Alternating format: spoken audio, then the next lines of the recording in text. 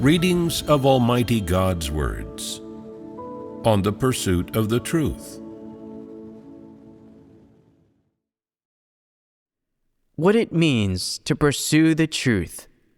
16. Last time, we fellowshiped on the topic, "A gentleman's word is his bond." This is a saying Satan uses to corrupt people in terms of moral conduct. The advocacy of this saying has a significant impact on people's thinking, and it, like other sayings on moral conduct, is absurd and does not conform to the facts. No matter what someone says, as long as they do it, then other people think them to have a noble morality and honorable character. And this is both preposterous and laughable. This saying is just the same as other sayings on moral conduct, in that they are all preposterous and laughable heresies and fallacies. They can all be referred to like this and can also be defined as being absurd in the extreme and unable to withstand scrutiny. Let's look today at the saying on moral conduct of "grow like a lily from the mud unsullied." Before formally fellowshipping on it, have you ever contemplated how to explain this saying? How can its essence be dissected? What poisons does it hold within it? What are the thoughts Satan wishes to instill in people through this saying? What is Satan's malicious intent? What aspect of human beings does Satan corrupt using this saying? Have you ever contemplated these things? The saying, "grow like a lily from the mud unsullied," can be simply explained as not going along with bad people and being able to protect oneself from bad influences. Whether someone else assesses someone as having grown like a lily from the mud unsullied, or whether that someone wants to grow like a lily from the mud unsullied, what kind of person are they, generally speaking? They claim to be very incorruptible, upright, open and above board, that they are gentlemen with noble moral character. But they see this age, this world, this mankind, and even this country, this imperial court, and this officialdom as not like this. Do these people not usually look at things cynically and feel dissatisfied with reality? They often feel that they have high aspirations, but were born at the wrong time, that they have talent but cannot use it. They believe that whether in officialdom or in society, there are always base people blocking their way, that they have grand strategic minds. They are stellar individuals, yet no one recognizes their talent or ever lets them handle important tasks. They're dissatisfied with reality and become cynical, and they say they will grow like a lily from the mud unsullied, that they will protect themselves from bad influences and be spotless. To put it bluntly, people like this see themselves as pure and lofty, and they are dissatisfied with reality. They don't necessarily have any true talent or real ability, and the perspectives with which they view people and things and comport themselves and act are not necessarily correct or practical, and of course, they cannot necessarily achieve anything either. And yet they believe themselves to be set apart from ordinary people, and are always sighing, "All the world is turbid, I alone am pure.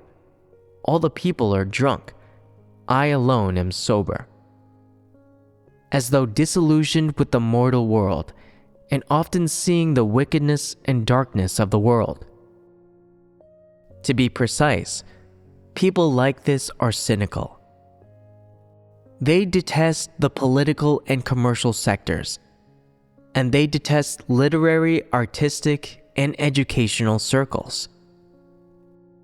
They detest intellectuals' perspectives on their pursuits, and they look down on farmers and on those with religious beliefs. What kind of people are these? Are they not a kind apart? Are they not abnormal in some way? These people have no real ability or learning. If you ask them to do some practical work, they won't necessarily be equal to the task. They enjoy grumbling, and in their spare time, they publish articles and poetry collections to disclose matters of politics, government, society, and individuals of a certain group during a certain period of time. They criticize this today and that tomorrow. They speak eloquently, but get into a mess when they do anything. In the end, they don't fit in with anyone. They can't accomplish anything anywhere, and they're not equal to their job. They mistakenly believe, I'm so talented. Ordinary people can't attain to the realm of my thought. They feel dejected, troubled, and depressed in their hearts. In their free time, they wander around, and whenever they go to some place of historical interest, they holler, I'm a thwarted genius. I'm a stellar individual, but few there are who can recognize true talent. I have high aspirations. It's just a shame I was born at the wrong time and am down on my luck. They always believe themselves to be ambitious and full of learning, but can never stand out from the crowd or be placed in a high position by anyone in power. And so they become cynical and dissatisfied. They look down on everyone until ultimately they wind up all alone. Isn't that pitiful?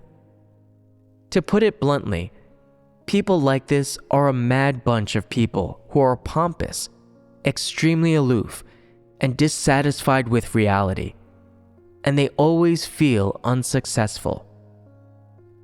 Actually, these people are nothing. They cannot accomplish anything. They do everything badly, and when they learn a little knowledge, they show off by talking endlessly about it. In ancient times, such people recited poetry, wrote odes, and showed off their literary skills with a pedantic look about them. Nowadays, people like this have many more opportunities to show off. They can make their own media, post comments on blogs, and so on. In some countries with relatively free social systems, they frequently expose the dark side of various industries, such as the dark and evil aspects of the literary, artistic, commercial, political, and cultural sectors. All day, they criticize this and belittle that, believing themselves so very talented. The origin of their doing all these things is their belief that everything about them is good and right, and that they have reached greatness, glory, and correctness. To be precise, they protect themselves from bad influences and grow like a lily from the mud unsullied. They believe they see everything clearly, that they can understand everything. They use veiled criticism against anyone who does anything, and they look upon them with scorn and disdain. They always have something to say about whatever anyone does, and they criticize and belittle them. In reality, they have no idea what they themselves are.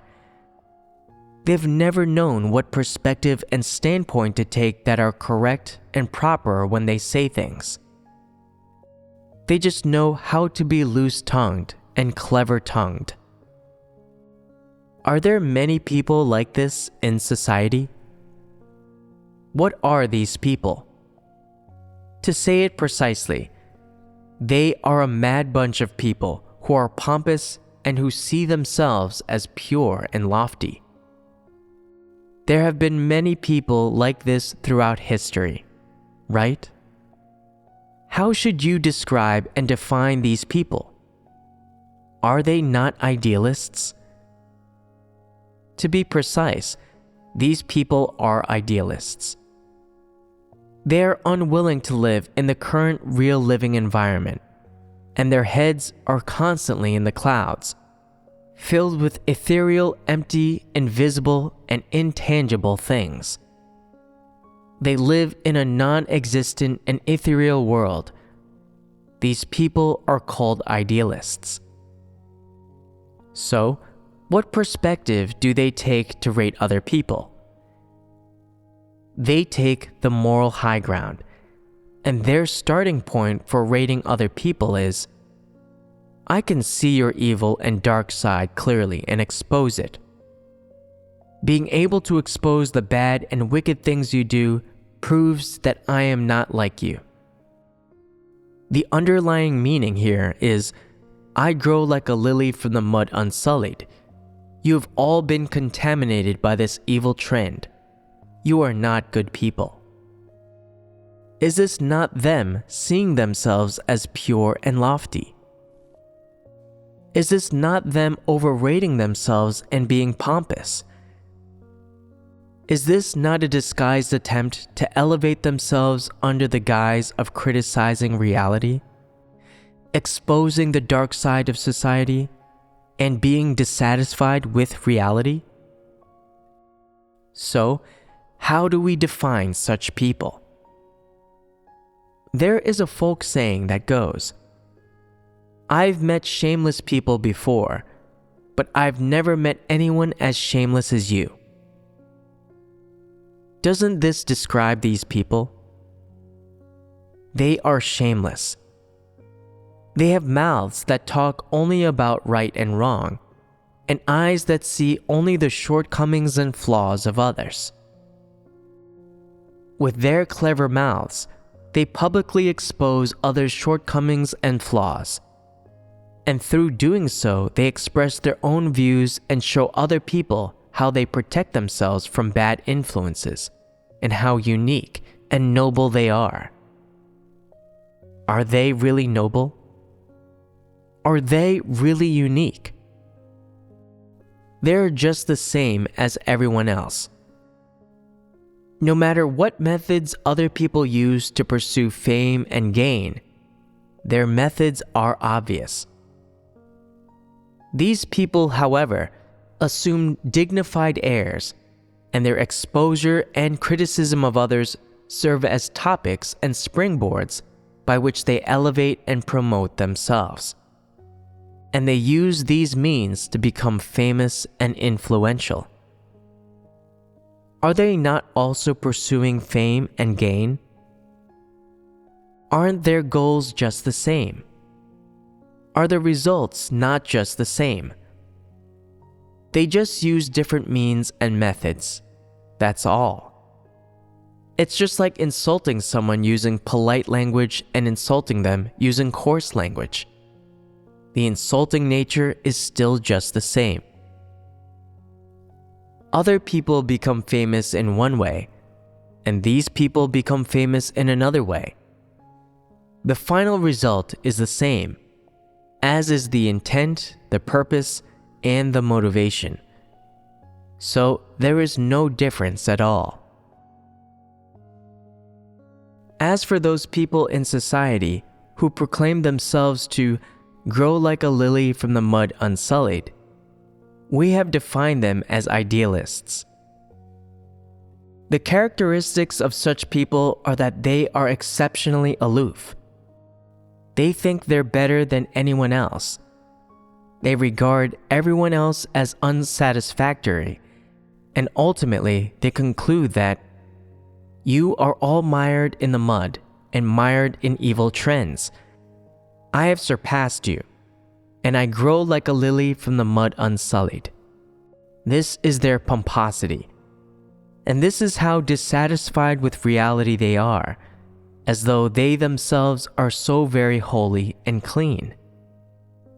In fact, because they're not as capable as others and don't have the means other people have, because they are always seeking to stand out from the crowd but never get their wish, because they are always pursuing ideal, ethereal, and empty things but are never satisfied and can never bring these things into reality, and because they have no desire to face reality or to let go of their ideals, and so, in terms of form, they have no alternative but to stay away from official, political, artistic, and literary and cultural circles.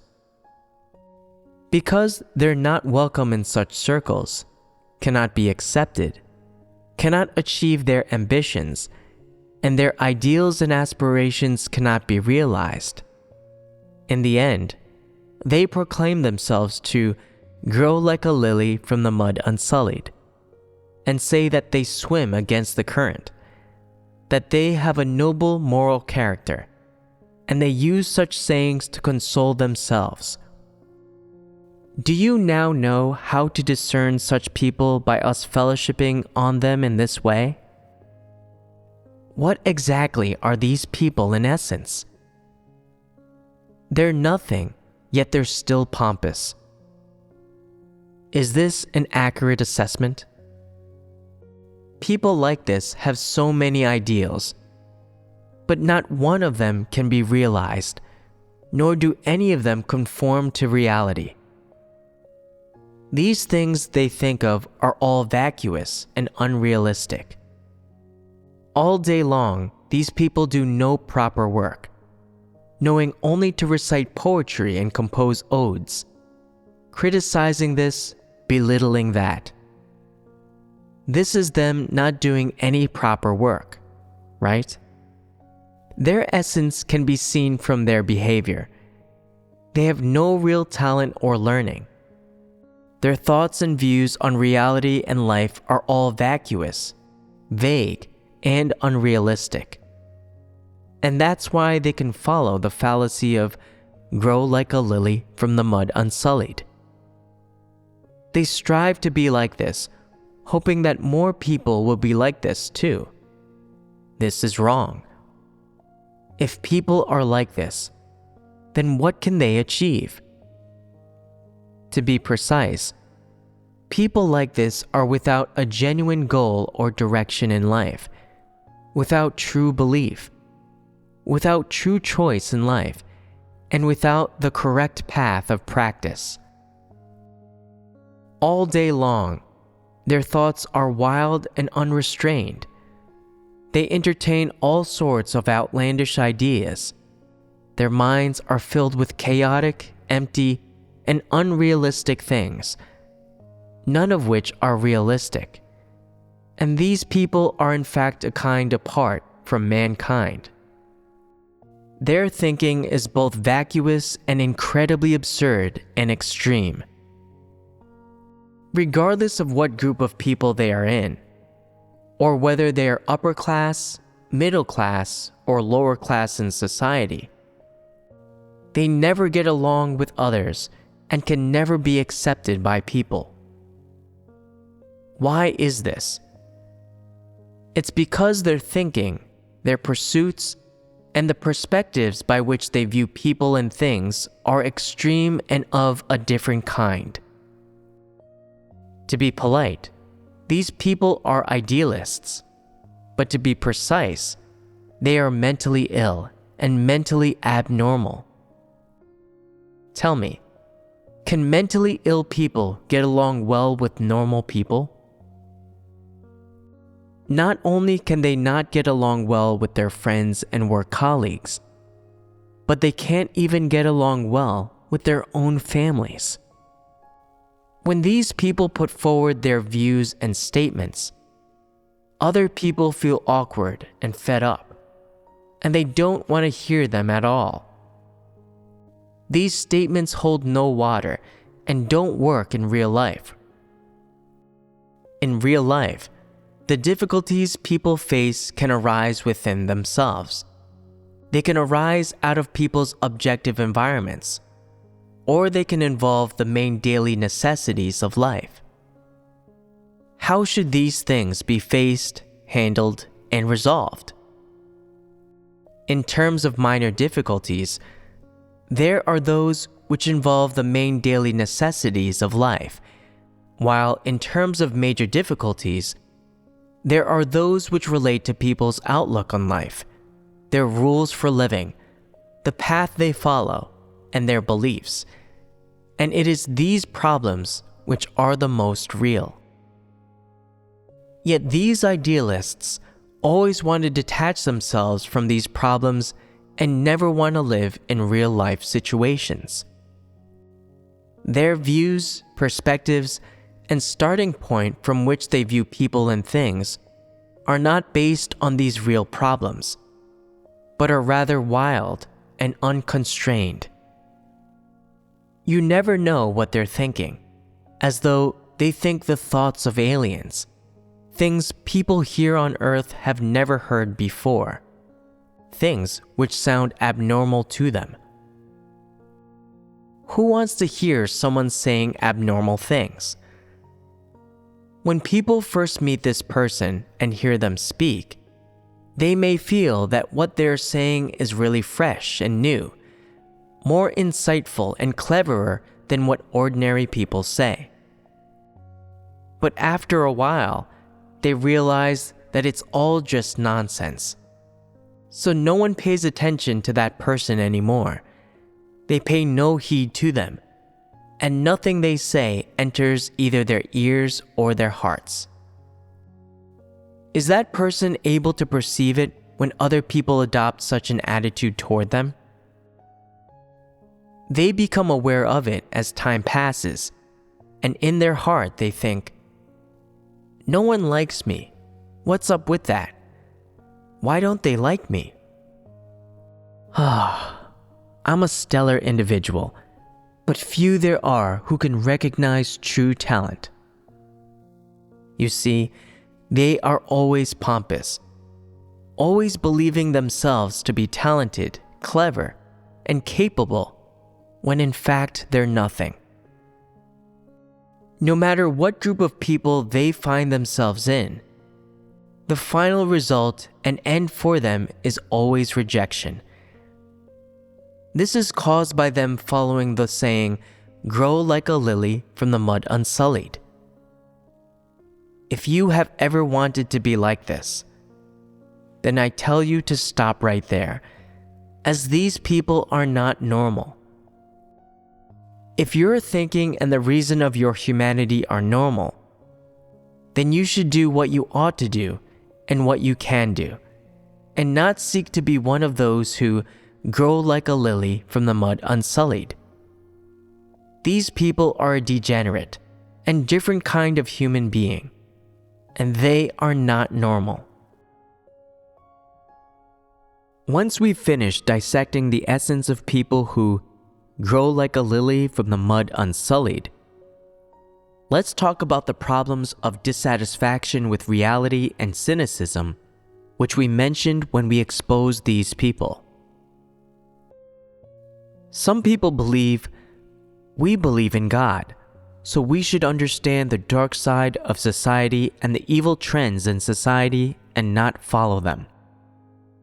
We also have to understand politics, the wickedness of mankind, the various common practices of mankind, and all the dark and evil things of mankind that are present at different times, in different corners of the world, and among different races and groups.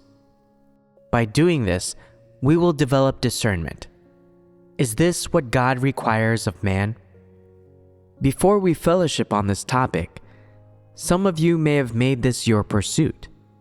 But now I tell you clearly, this is not something you must do, and it is not what God requires of you. You are not required to understand this world, this society, and humankind, or this political, commercial, literary, or religious sector. or any common practice that hails from society, or the operating method of any group or force in society, and so on. This is not a lesson you need to learn.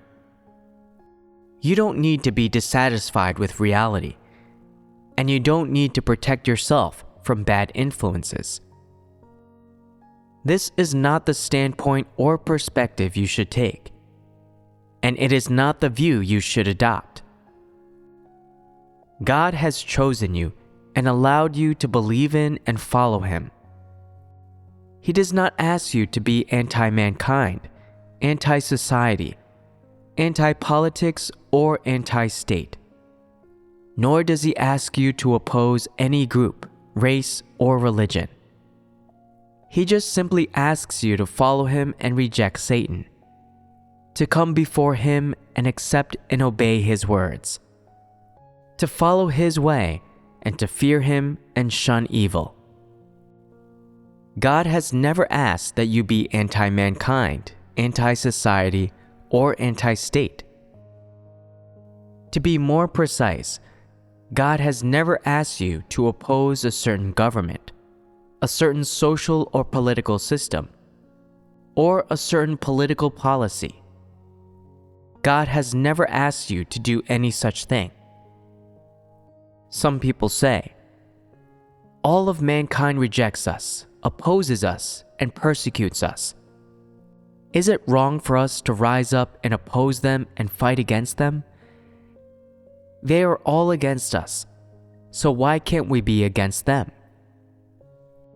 No matter how you think or act personally, or what kind of views you hold personally concerning society, the world, and national political systems, that is your own business, and it has nothing to do with the way God asks you to follow, nor anything to do with God's teachings or requirements.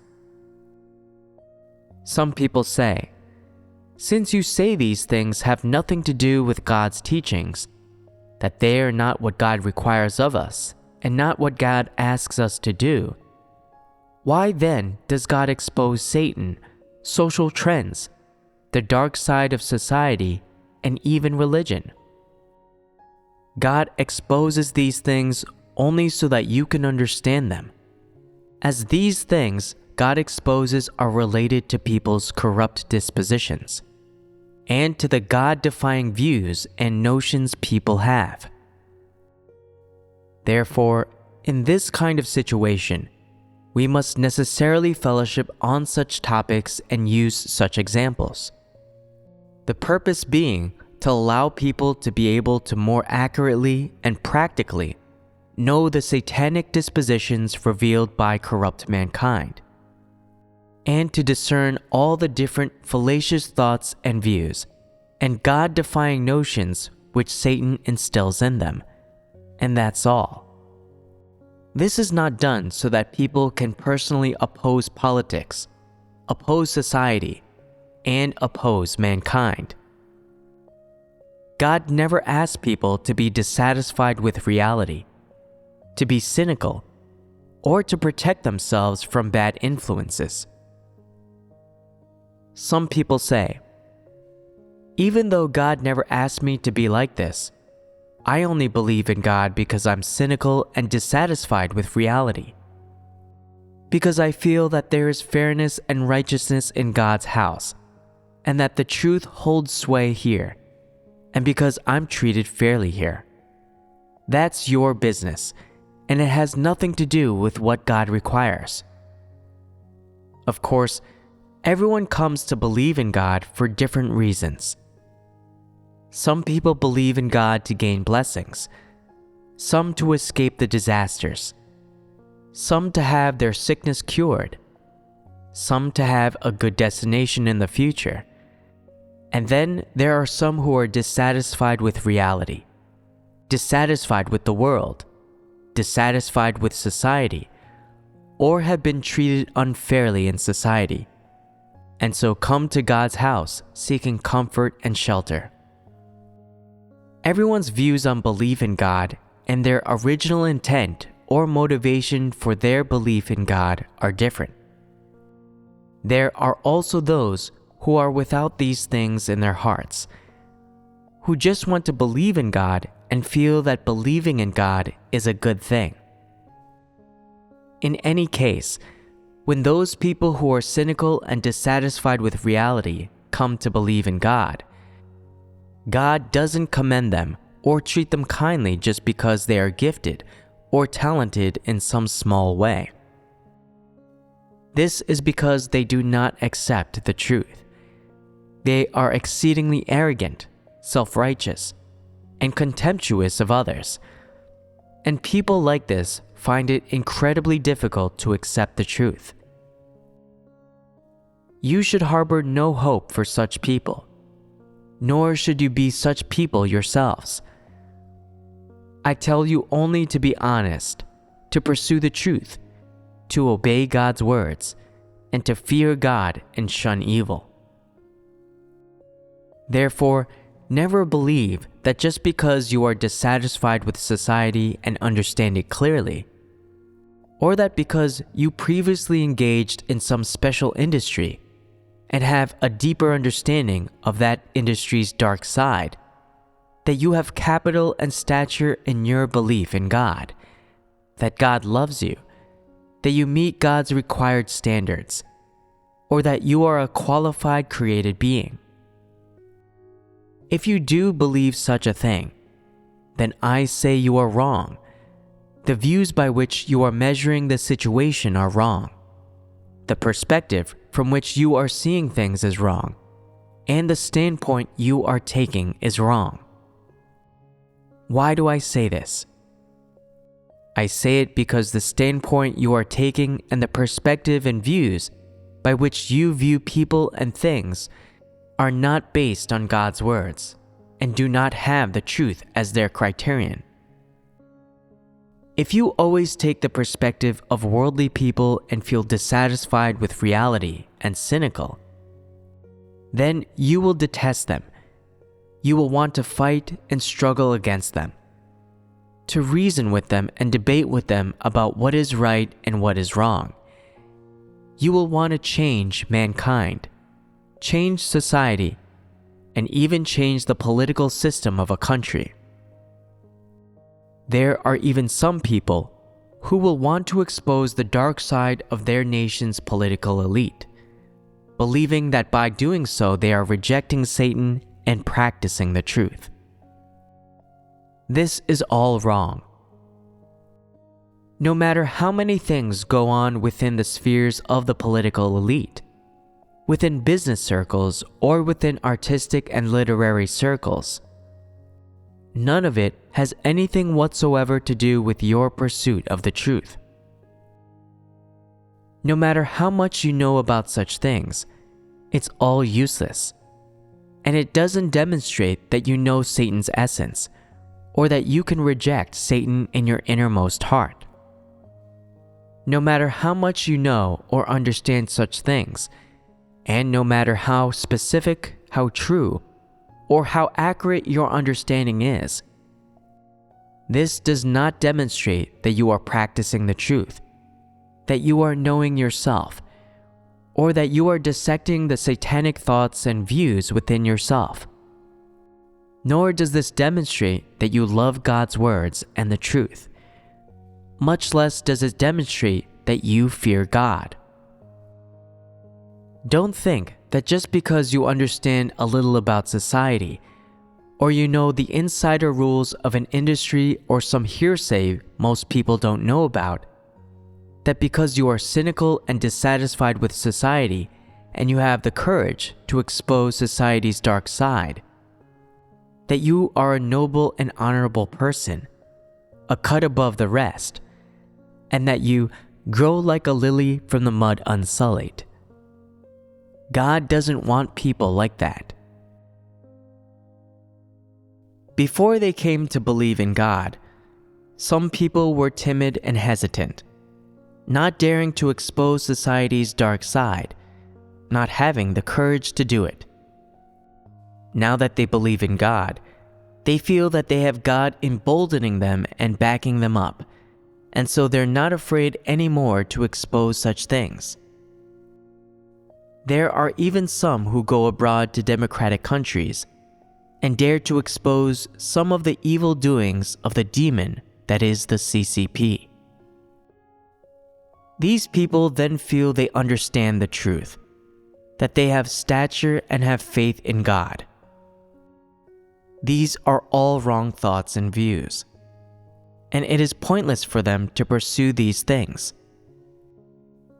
Whether you're dissatisfied with reality and cynical, whether you're cut above the rest of society, and whether you're someone who grows like a lily from the mud unsullied, none of it matters to God.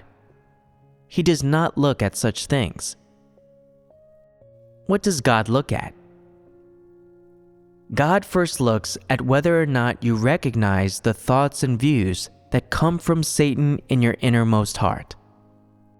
And once you've recognized them, whether you expose them and are open about them to others, and whether you reject them once you understand them clearly.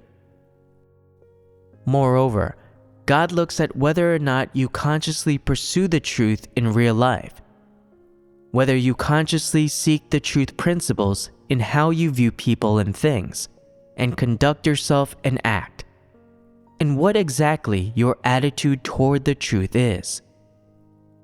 This is something you must be clear about in your heart.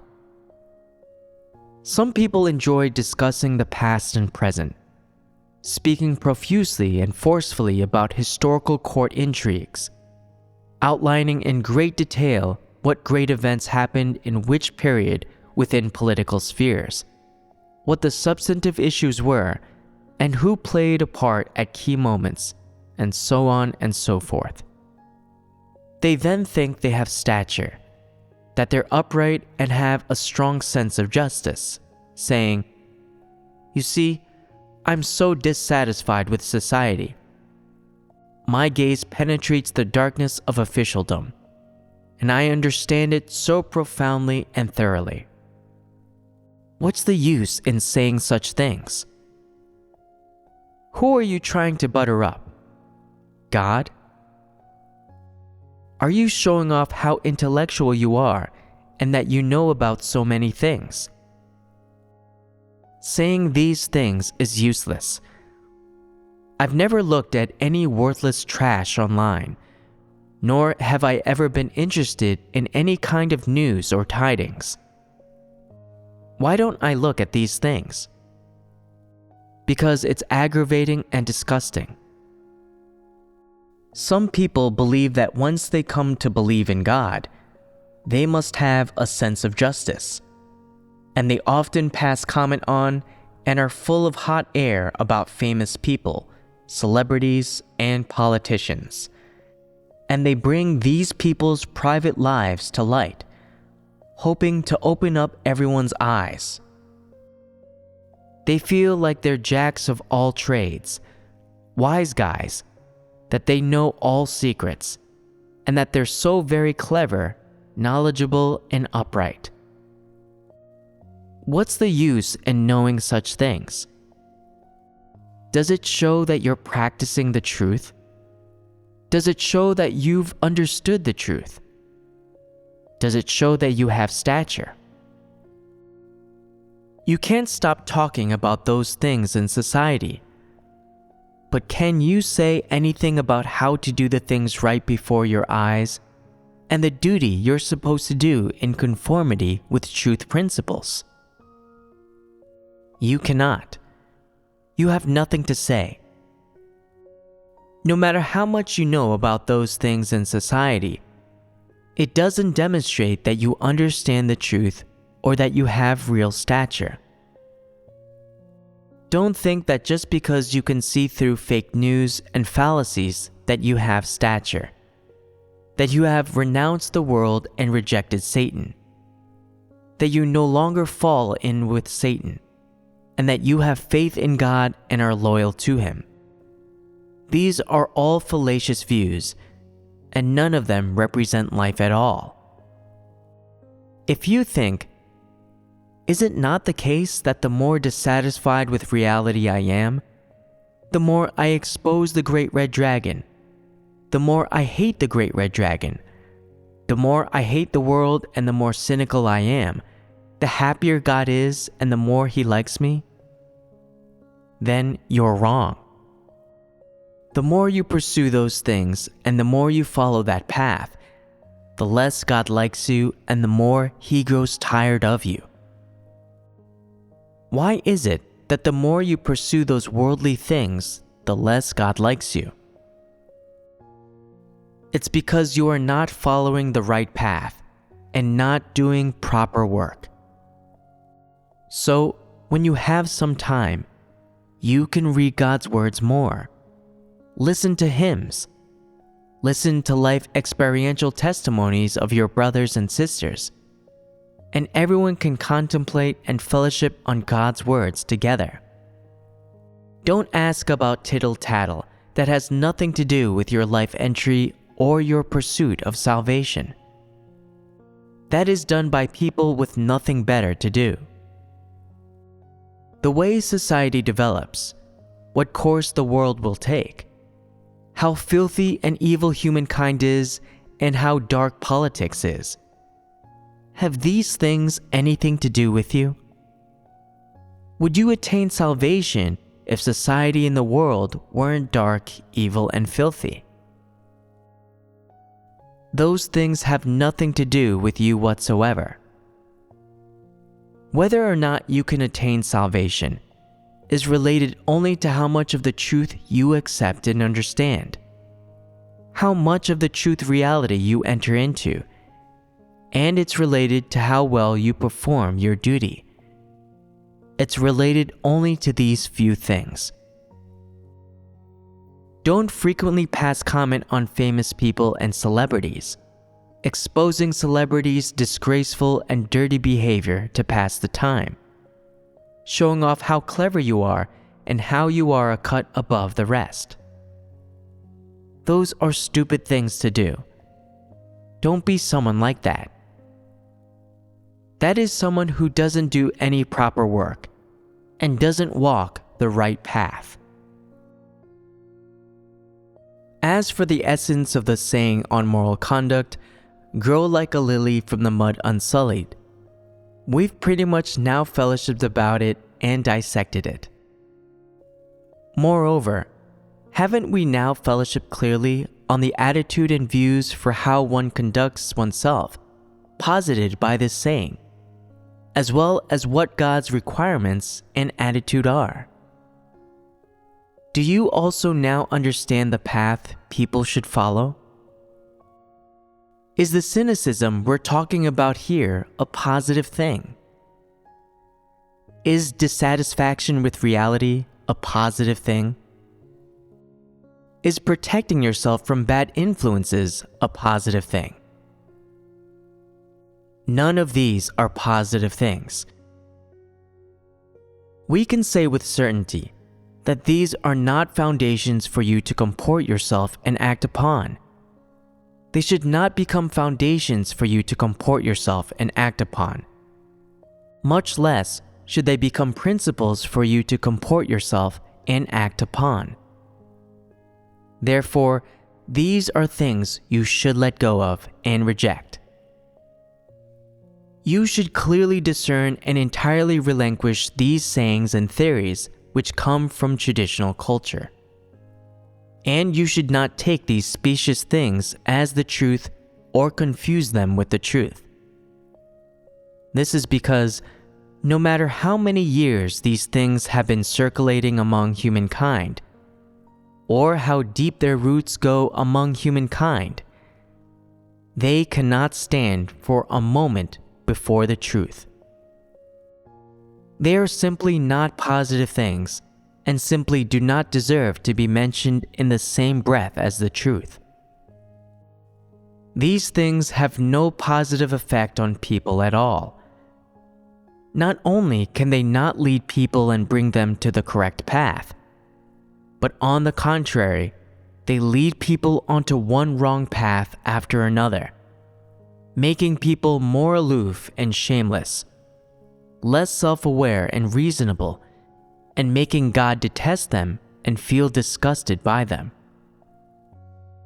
If you let go of these things, let go of these notions, let go of these thoughts and views, these methods and foundations, on how to view people and things and comport yourself and act which come from Satan, and come before God and view people and things and comport yourself and act wholly according to God's words, then these things will have no effect on you. As for the issue of being dissatisfied with reality and feeling cynical, God doesn't need you to put in effort trying to understand or learn about what darkness lurks in society. You only need to know wholly and in essence that the world and humankind have been corrupted by Satan, and that they lie in the clutches of the evil one. Whether it is social trends, customs, traditional culture, knowledge, education, on any level, regarding any aspect or in any industry, it is all filled with Satan's thoughts and views and its heresies and fallacies. No matter which country, ethnicity, or which group of people or organization in society, neither the truth nor God's words hold sway over them. Of course, it's even less likely that fairness or righteousness can be seen among them. This is certain, and as long as you simply know this, then that's enough. Apart from this, the most important thing is to quiet your heart and further equip yourself with God's words, and to recognize within yourself the heresies and fallacies, thoughts and views that come from Satan. Only with genuine understanding of these things can you truly see through them. Only when you truly see through them can you genuinely reject them and let them go. And only when you have genuinely let them go can you have unmitigated acceptance of and submission to the truth. In this way, the path you follow will be the right one, and it will be illuminated. Your goal will also be the right one, and your attainment of salvation in the end will be an undisputable fact. That's why you absolutely must not allow the heresies, fallacies, thoughts, and views which Satan instills in you to muddle your thoughts and cloud your eyes. You must not be cynical and dissatisfied with reality, and in this way become numb and deceive both yourself and others. Instead, you must pursue the truth. Gain the truth as your life. Live out the likeness of a true human being and perform your duty well. This is your proper job, and it is the path you should now follow. As for the state of society, the country, or any industry, those things have nothing to do with you. Why is that? Because they have no effect on your pursuit of the truth.